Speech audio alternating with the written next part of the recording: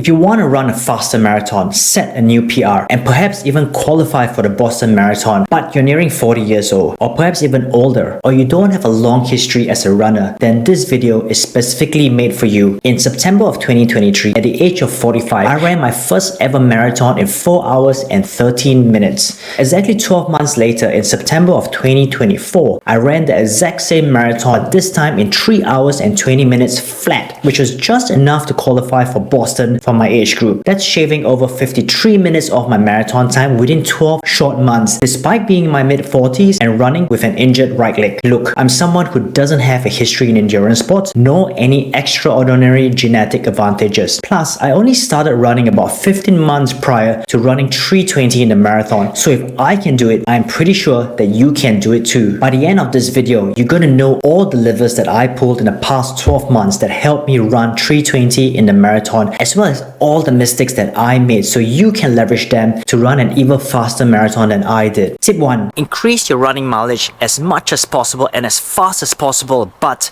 without getting injured. Okay, this is a very fine line to balance on, especially for newer runners who are building up their mileage, but running more will force your body to adapt physiologically, biochemically, and molecularly, making you a more efficient and faster runner. Adding mileage will build up your aerobic capacity and strengthen the tendons and ligaments in your legs for better overall endurance, but you need to be very mindful of your body, especially your legs, when building up mileage, and know when to pull back if you start to feel an injury developing. Before my first marathon in 2023, my peak weekly mileage was about 60 kilometers, but over the course of the 12 months leading up to my next marathon in 2024, my weekly mileage peaked at around 150 kilometers. Yes, I did get injured a couple of times, and as I mentioned earlier, I ran the marathon in 2024 with an injured right leg, which I'll get into a bit more details later in this video. Tip 2. Be consistent with your weekly long runs and consistently increase the distance of your long runs. The long run is arguably the most important part of a marathon training plan, because it is these runs that will build your resilience, endurance, and mental toughness to endure the distance of the marathon. Also, not forgetting to mention, it will help you to build confidence to know how fast you can actually run in your next marathon. But this is pretty subjective. For someone that's running 20 to 30 kilometers per week, their long runs may be 10 kilometers or up to 12 kilometers. Whereas for someone that's running 60 to 70 kilometers weekly, their long runs may be 30 kilometers. The distance of your long run is not important yet if your marathon is still quite far out, but the distance will grow in importance as you get closer and closer to race day. What's most important is to consistently do your weekly long runs and keep increasing the distance. But should you run the entire distance of a marathon during training as a long run? Well, that's a really good question, and you may or may not choose to run the entire distance during a training. I think it depends on how far away your race day is. If you have enough time, it is beneficial to experience a marathon distance long run, but it should be at least 4 to 5 weeks out, so you have time for a full week of recovery and very easy running before getting back into your final block of training. Ideally, this run should be done slower than your goal marathon pace, so it is easier to recover from the build-up fatigue and the risk of injury is lower. But despite a slower pace, it will give you a sense of how it feels to run that distance. Thereafter, you can adjust your target pace for race day, depending on how much muscle breakdown and soreness you experience towards the end of the run. If you feel that you still have something left in the tank, then plan to run faster on race day. But if you're really struggling to complete the distance, or you have to considerably drop your pace towards the end of the run, then you probably need to run at a slower pace on race day. Just adjust accordingly. My longest run leading up to the marathon was 46 kilometers at a pace that was about 1 minute slower per kilometer than my goal marathon pace. I recovered pretty quickly after that run, and I was back running again after 2 days. But after racing the marathon in 2024, I could not even walk properly for about a week. That'll probably give you an idea of the difference in intensities between the training run and the actual marathon. You basically always want to hold back a little during training, but give it all you've got, and perhaps even more on race day. Tip number 3. Run at an easy pace about 80% of your training volume. This could be zone 2 or even zone 1 recovery runs, and it is these easy runs that help you to build endurance and accumulate a huge amount of mileage without much risk of burnout or injury. Also, easy runs are perfect for the day after your high intensity workout days. On these recovery days, pace, the easy run serves as a form of active recovery while adding mileage at the same time. Your weekly long runs can also be run at an easy pace and be considered an easy run. Yes, the increased distance will definitely put a bit more stress on your body than a short easy run, but you'll find it pretty easy and quick to recover from compared to high intensity workout sessions. Personally, I ran a lot at my Zone 2 pace. At the peak of my weekly mileage, I was running about 120 kilometers in Zone 2. To accumulate that kind of mileage, I would run doubles, meaning that I would do 2 runs daily of about 15 kilometers each for 2 to 3 days in a week. I'll talk a lot more about running doubles later in this video. Tip 4. I feel the need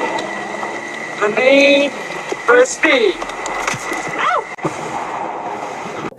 Speed, and more speed. Consistently incorporate speed work into your weekly routine. It may be structured speed work in the form of interval reps, or unstructured, where you can sprinkle in a half dozen to a dozen strides into your easy runs. Add it in whichever way you want to, but just add it in because speed work is an essential part of marathon training. We may have the tendency to think that speed work is only for those targeting a faster mile or 5k, which is absolutely true, but having a faster maximum speed for the shorter distances will move you along that speed spectrum, if you will, that will help you run faster through all the distances from 5k to 10k, half marathon, all the way up to the marathon. One big mistake that I made was not doing enough strides or any form of speed work for the first 9 to 10 months, which proved to be a problem for me when I approached the final few training blocks before my 2024 marathon. As we get closer and closer to race day, our running workouts should start to be more and more specific to the demands of the race, meaning that we should start running about marathon pace or slightly faster. Without doing enough speed work leading up to these big training blocks, I initially struggled to pick up my pace as I was so used to running at my Zone 2 pace. I did build a pretty robust aerobic engine over the months with all the mileage at an easy pace, but once it was time to run faster, it felt like I was ready for it cardiovascularly, but from a muscular standpoint, I felt like I was lacking. So don't make the same mistake that I made and keep adding strides to your runs. Again, add speed and more speed to your training. Tip 5. Accumulate as many miles as possible at a pace that is just slightly faster than your goal marathon pace. Not at marathon pace, not slower than marathon pace, but slightly faster than marathon pace. These workouts are key to helping you reach the peak in your fitness, and they should only be done in the final few training blocks leading up to race day and not too early in the season. If you do them too early in the season, you'll peak too early. What you want to do is peak around race day and not months before. Using myself as an example, my goal marathon pace was about 4:30 to 4:35 per kilometer, and there were 2 ways that I did this workout. I would either do 5k repeats or 10k repeats with about a 5-minute break in between each rep. For the 5k repeats, I would do 4 to 5 repeats in one session and target to run each repeat at a pace that's between 4:15 to 4:20 per kilometer. But for the 10k repeats, I would do about 2 to 3 repeats in one session and target to run each repeat at a pace that's between say 4:25 to 4:30 per kilometer. A simple calculation would tell you that each of these sessions would accumulate between 20 to 30 kilometers of running at a pace that is slightly faster than my goal marathon pace. But because there is a break in between each repeat, it is less taxing on my body than running the entire distance in one go. In the final 3 training blocks leading up to my race day, I was doing one 4x5k repeat and one 3x10k repeat almost weekly.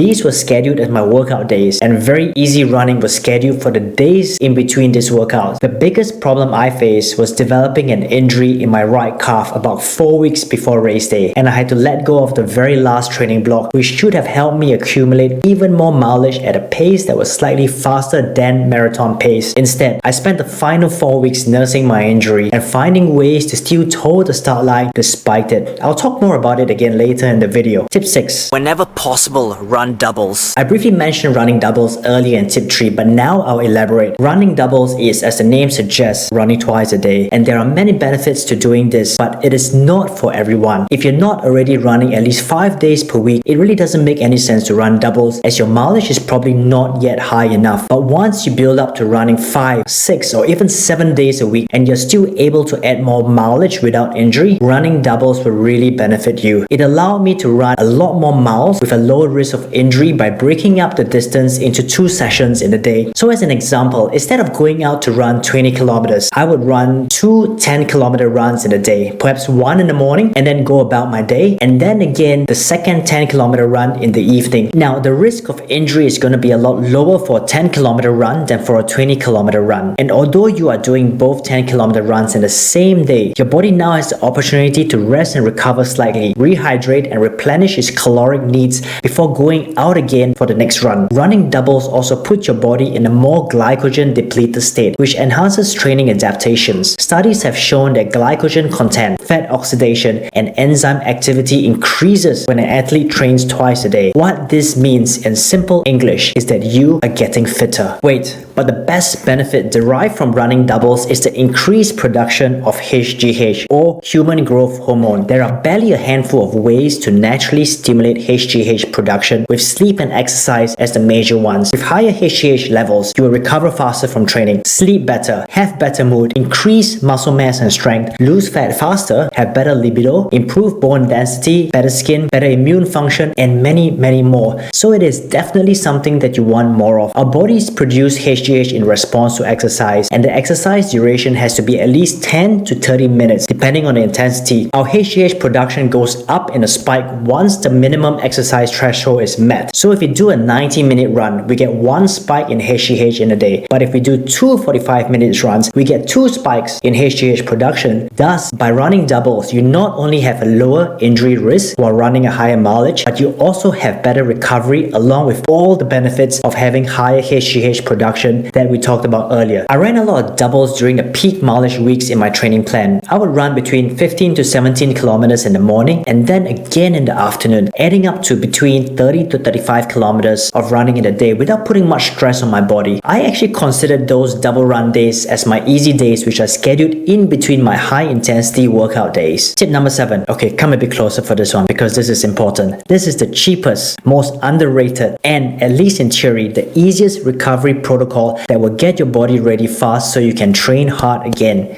And it is sleep. You know, that thing that you should be doing at night instead of binging on Netflix or mindlessly scrolling social media. Thus, I said it is the easiest in theory because we tend to pay a lot of lip service to sleep. We all know how much we should sleep, but when life gets in the way, the first thing that always goes out the window is sleep. I'm guilty of that, and I know you are too. Well, let's just think about it. You have a work deadline to meet and you go to bed later. You want to train more and you wake up earlier. There's a Netflix movie that you want to watch and you stay up to watch it. Get sucked into the rabbit hole of scrolling social media and you mindlessly stay up past your intended bedtime. What if you rethink that and actually prioritize sleep above anything else that is not an emergency? Why? Well, because it is deep sleep that helps with restoration and energy replenishment. It is a time that our muscles recover from all the training that we put them through. The way for us to get fitter and stronger is to train, recover fast and train again. Thus, the faster we can recover after hard workouts, the sooner we can do them again. I make it a priority to get into bed at the same time every night following a pre-sleep routine that starts about an hour before my bedtime, and I aim to get at least 7.5 hours of sleep each night. Well, that said, it's not always possible as we have a young toddler, but I try to work around that to get my minimum hours of closed eye. So sleep more, or at least try and sleep enough. Tip 8. Test your race day fueling strategy. Not once, not twice,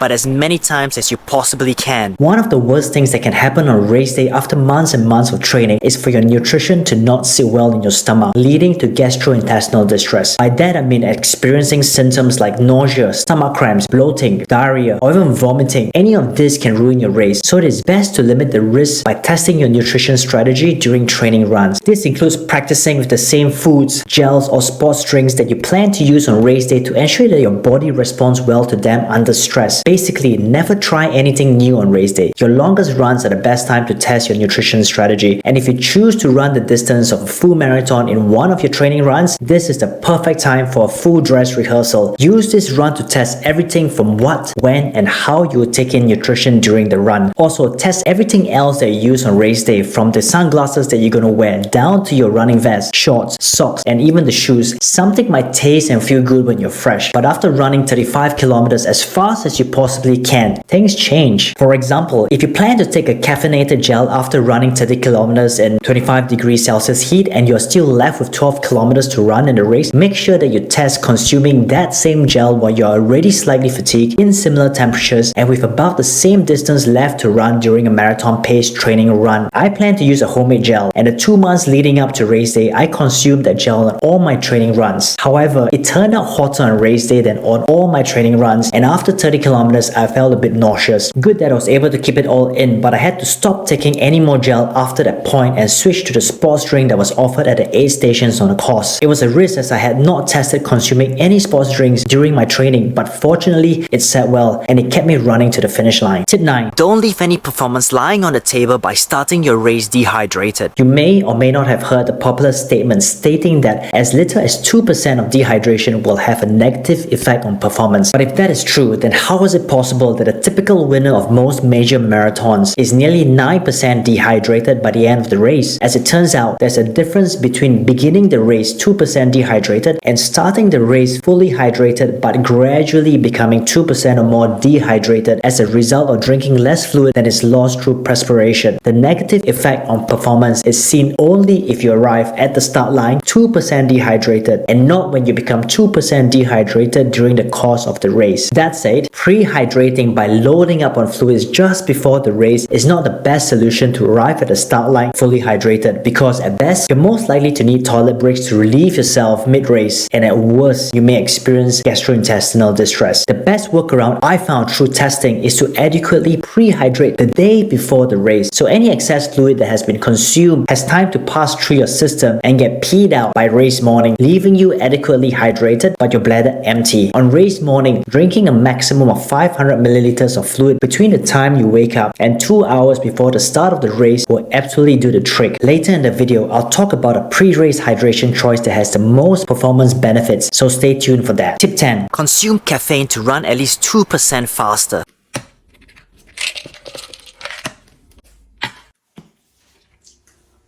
Caffeine has consistently been shown to improve endurance by at least 2 to 4%, with some trials even showing an improvement up to 15.9%. It is probably one of the best and safest ergogenic aids that we could use to help us run faster on race day. It is also very cost effective, so unless you have an intolerance to caffeine, I don't see any reason why you should leave out this performance enhancer. The minimum dose of caffeine required to experience an ergogenic effect is 2 milligrams per kilogram of body weight, but doses above 6 milligrams per kilogram of body weight carry no additional benefit. Thus, the optimal dose of caffeine is between 3 to 6 milligrams per kilogram of body weight. To find your optimal dose of caffeine that is right for you, you need to test this in training. But as a general rule, 3 milligrams per kilogram of body weight is sufficient for someone that is not a regular heavy caffeine user, whereas consuming closer to 6 milligrams per kilogram of body weight is required for heavy caffeine users. Caffeine levels in the bloodstream peak about 1 hour after consumption, so if you take in your caffeine an hour before the gun goes off, you will likely feel its full effects just as you're about to start running. With a half-life of about 5 hours, the caffeine you consume before the start of your race should be sufficient to see you through the entire marathon. Caffeine pills work a lot better than coffee or any other caffeinated beverages on race day for several reasons. First of all, coffee is not always easily accessible an hour before the start of a marathon, as you're most likely already at the race site. Plus, even if the coffee is available at the race site, drinking enough coffee to get the maximum performance benefit will almost certainly require you to stop for a bathroom break in the middle of the race. Furthermore, research shows that pure caffeine is more effective than coffee to boost performance. And finally, it's much easier to control your caffeine dosage with pills than with coffee. Generally, caffeine pills come in 200 milligram tablets, so you might have to divide tablets to get the right amount according to your optimal dose and body weight. Through testing, I found that my optimal dose of caffeine is about 4.5 milligrams per kilogram of body weight. At this amount, I feel the most ergogenic effect without feeling any of the symptoms of caffeine overdose. When I went up to about 6 milligrams per kilogram of body weight, I started to feel a bit dizzy and nauseous. I weighed just shy of 65 kilograms, so I took 300 milligrams or 1.5 tablets milliliters of caffeine on race day. Instead of taking all 300 milligrams at one go, I chose to take 100 milligrams an hour before the start time, and then I took the remaining 200 milligrams 5 minutes before the gun went off. This worked really well for me as I felt a slight caffeine kick at the start of the marathon when I was still very fresh, and then somewhere around the 12-kilometer mark, I felt the second wave kick in. One important point to note is that we generally build up a tolerance to caffeine when we regularly consume caffeinated beverages. So what I did was to desensitize myself from caffeine about a week before race day. What that means is I did not consume any caffeinated beverages or foods for the final 7 days leading up to the race, with the goal of becoming more sensitive to the ergogenic effects of caffeine on race day. And trust me, this worked. Tip 11. Drinking 500 milliliters of beet juice before your race will help you to run 2.8% faster. Beet juice does a lot more than give you beet-colored pee. The only beverage I consumed in the morning before the race was 500 milliliters of beet juice. I know this might sound a bit weird to some of you, but it has a performance benefit that is lacking in most other pre-race hydration choices. Beet juice is rich in dietary nitrates, which are precursors for nitric oxide, a chemical that the body uses to cause blood vessels to dilate, which increases vasodilation and blood flow, which reduces the oxygen cost of exercise. All this basically translates to better race day performance. A study in 2011 conducted by the researchers at the University of Exeter found that consuming 500 milliliters of beet juice 2.5 hours before an intense bout of exercise improved performance by about 2.8%. Well, for a 4-hour marathoner, 2.8% of improvement equates to shaving over 6.5 minutes. So why not drink some beet juice when the only side effect is beet-colored pee for the next several hours? Tip 12. Painkillers might help you run just a bit faster, so consider taking them if you don't have any ethical concerns. If you're in the US, you probably know it as acetaminophen, brand name Tylenol. For the rest of the world, you probably know it as paracetamol, brand name Panadol. 500 milligrams of this pain-blocking drug taken 30 minutes before a race has been shown to enhance performance by reducing pain during exercise. Muscle pain and soreness that develops during the course of running a marathon as fast as you possibly can are definitely performance limiters. Although these pain-relieving drugs have no effect on the working muscles or any other part of the body except for the brain, it works by reducing perception of pain and effort, resulting in possible performance enhancement. In fact, this is exactly how caffeine boosts performance. It acts on the brain and not the muscles, making running feel easier so you can sustain a faster pace at your maximum limit of pain tolerance. As I told the start line of my 2024 marathon with injuries in my lower right leg, I actually doubled the dosage and took 1000 milligrams before the start of the race. It worked well for me during the first half of the race as I barely felt any pain, but as the drug wore off mid-race, I felt the pain pretty severely in the last 10 to 15 kilometers and my pace had to slow considerably. I would like to think that I could have run even faster should I have been free of any injuries, but then again, I'm pretty grateful nonetheless that I was able to mitigate the pain of the injury just enough to run the marathon. Tip 13. Make sure you have a fresh pair of shoes for race day. If you choose to race in a pair of carbon-plated super shoes, it is good to keep in mind that these shoes are very delicate and do not retain their performance benefits for very many miles. In other words, they wear out pretty damn fast. But despite their lack of durability, you will still want to get at least some training miles in them at your goal marathon pace to see if these shoes you have chosen actually work for you. Every major shoe brand these days have at least one carbon-plated super shoe in their lineup, and all these shoes have different heel to toe drops and different toe of geometries. Some are more forgiving for, say, heel strikers, while others are designed specifically for mid-foot to forefoot strikers. Do your research on which shoe might suit your running style and foot strike best and test it. If your budget allows, test a few different possible shoes and save the one that feels best for race day. However, if your budget is smaller and you decide on one specific shoe for race day, run just enough miles in them to get a good feel of how they ride, but don't train too much in them or you risk wearing them out before race day. Use a cheaper and more durable pair of shoes for most of your training runs leading up to race day, and only slip on your race day shoes for short marathon effort workouts. I made the mistake of training in my race day shoes from 6 weeks out, thinking that I'll just buy another pair for race day, but when it came time to reorder another pair, I realized that every retailer, local and online, was sold out of my size, and the older pair that I had was completely worn to the ground. Then I had to scramble to find another pair of shoes to race in. I finally landed on the Hoka Rocket X2, and fortunately I was happy with how they performed. Before I share my final 2 tips, I believe it is important to emphasize that to me, these are the 2 most important tips of all, because it's what gets you out running even when it's pissing rain or snowing outside, or when the alternative is to continue sleeping or sitting on your couch to watch TV. You know, I love the following quote and I think about it every time I have to wake up early to run. It reads, "You can either stay in bed and keep dreaming, or you can get up and chase your dreams." Although these last two tips might seem too performance psychology heavy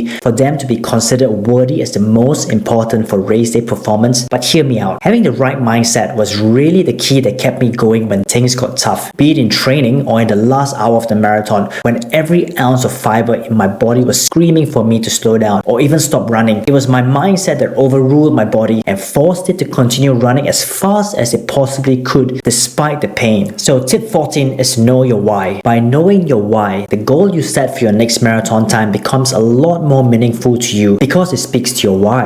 Why are you doing this? Is it because you want to run a sub 3:30 or sub 4-hour marathon? But don't just stop there, dig even deeper. Why do you want to run a sub 4-hour marathon? Is it because you want to push yourself to your limits and find out exactly what those limits are? Or you want to make your kids proud of you? Or have you lost weight and want to prove to yourself that you have transformed into a fit and healthy person? Whatever it is, figure out the true why you are doing this and keep it top of mind when you start to suffer during the race. For me, my why was the need to finally feel a sense of success after numerous back-to-back failures over recent years. I moved to my wife's home country 4.5 years ago, where I had to give up a career that I loved and which I had spent 20 plus years working hard to achieve a good level of success. I also don't speak the local language, but despite that, I tried starting a couple of businesses locally, but all failed spectacularly, resulting in me losing just about all of my life savings. I then turned to running to feel the pain in my legs instead of the emotional pain from all those failures. After my first marathon in 2023, I set the goal of running sub 3:30 in the same marathon the following year in 2024. If I could just do that, I would at least feel a sense of success and achievement amidst all the failures. And as we know, success begets success and a rising tide lifts all boats. Basically, I was desperate to feel a sense of success, and that was top of mind when my injury was throbbing with pain every stride I took towards the later stages of the marathon. But I absolutely refused to give in, even when I was physically unable to run any faster towards the end of the race because of the injury and muscle breakdown. My mind did not stop pushing me to try and run faster. I was swinging my arms as hard as I could in hope of propelling myself forwards when my legs were completely giving out. In the end, I couldn't have been more delighted that I crossed the finish line a full 10 minutes ahead of my goal. It was absolutely painful and I suffered a lot during the race, but the euphoria I felt afterwards was absolutely priceless. It was exactly what I needed emotionally. We all run for different reasons. By knowing your why and keeping it top of mind will help you pull through the toughest moments during your marathon. And my final tip for you, tip number 15, is to find yourself a mantra. By repeating a mantra either out loud or in your mind when the going gets tough can help you to push through the most painful moments in training or during the race. My mantra is pain is fuel. I love the mantra because instead of dwelling in pain in a negative way, I use the mantra to reset my mind to think of pain as a source of fuel that keeps me going and it becomes positive. It was pivotal in helping me embrace the pain towards the end of the marathon and get that final bit of effort out of my legs that I actually didn't know was there. So I definitely recommend that you find yourself a mantra that resonates with you, or just borrow mine for now if you're having difficulty finding one. There you have it. These are all the levers that I pull to help me run a faster marathon. And if I can shave 53 minutes off my marathon in just one short year, despite already being 46 years old, I truly believe that you can do it too. I would really love to hear how well the tips I just shared worked for you, or if you have some tips of your own that have proven successful. Please share them with me by writing in the comment section. Thank you for watching and for getting to the end of the video. But before you click off, help me out by hitting the like and subscribe buttons. That small gesture on your part will not only help the growth and visibility of this channel, but it will also include you into a small community of health and fitness minded individuals that I'm trying to connect with through the videos that I post on this channel. I hope to see you in the next video and all the best for your next marathon. I'll be rooting for you. Cheers.